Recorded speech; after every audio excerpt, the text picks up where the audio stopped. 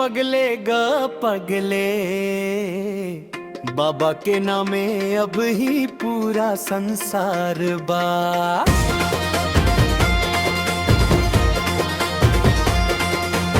और ही से नहा के निकलल बानी, गंगा जल का दे मन में जगीर। रास्ता चाहे लंबा साथे रहे भक्ति, हर हर महादेव बोला धीरे धीरे। नजरिया झुकल बा, दिल में उजास बा, भोले के चरणन में सब अरदास बा। दुख के डगरिया अब छूटत बा, बसे के आवाज बसी के बात बा। बोल बम सावन में बोल बम,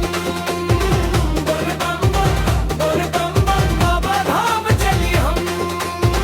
बोल बम मनवा होई निर्मल। बोल बम भोला रखी है सबल।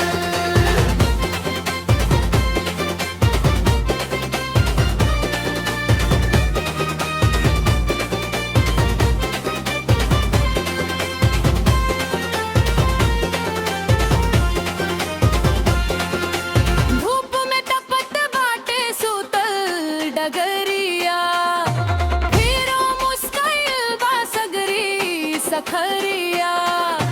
घंटा के आवाज मंदिर के द्वार, मनवा कहे अब ही पहुँचब जरूर।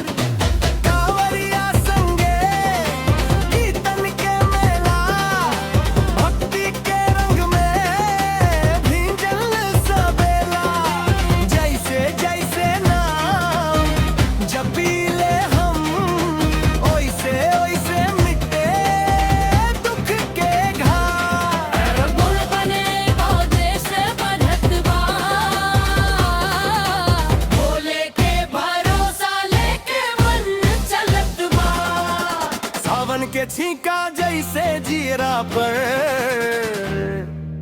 हर बेरा सुनाई दे हर हर।